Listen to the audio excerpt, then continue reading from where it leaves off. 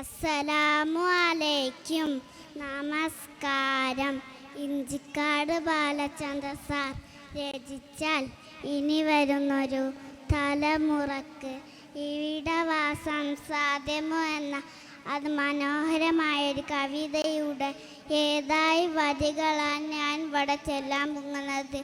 ഇനി വരുന്നൊരു തലമുറക്ക് ഇവിടെ വാസം സാധ്യമോ? ഇനി വരുന്നൊരു തലമുറക്ക് ഇവിടെ വാസം സാധ്യമോ?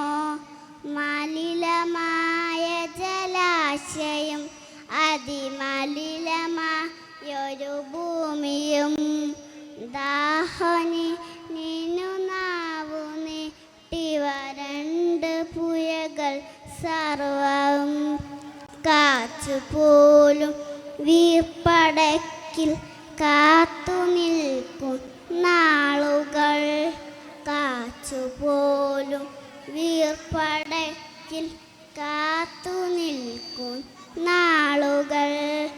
ഇവിടെയെന്നൻ പിറവിലെന്ന വിത്തുകൾ തൻ മന്ത്രണം, ഇവിടെയെന്നൻ പിറവിലെന്ന വിത്തുകൾ തൻ മന്ത്രണം. ഇനി വരുന്നൊരു തലമുറക്ക് ഇവിടെ വാസം സാധ്യമോ? ഇവിടെ വാസം സാധ്യമോ?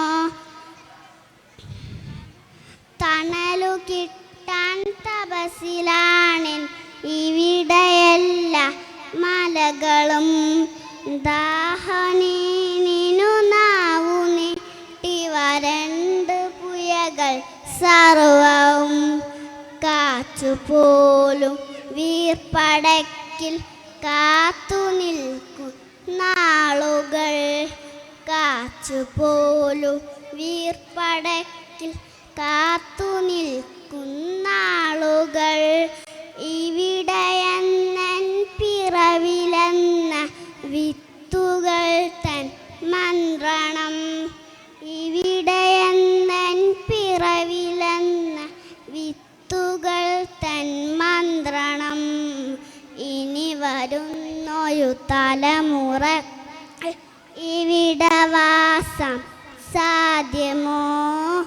ഇവിടെ വാസം സാധ്യമോ? ഇലകൾ മൂളിയ മർമ്മരം, കിളികൾ പാടിയ പാട്ടുകൾ ഒക്കെ അങ്ങു നിലച്ചു കേപ്പത് പൃഥ്വി തന്നുടെ നിലവിളി. നിറങ്ങൾ മായും ഭൂതലം വസന്തമിന്നു വരാത്തിടം, നിറങ്ങൾ മായും ഭൂതലം വസന്തമിന്നു വരാത്തിടം.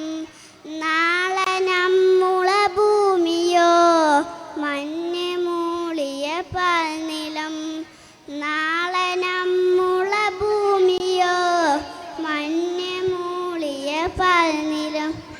ഇനി വരുന്നൊരു തലമുറക്ക് ഇവിടെ വാസം സാധ്യമോ? ഇവിടെ വാസം സാധ്യമോ? അസ്സലാമു അലൈക്കും.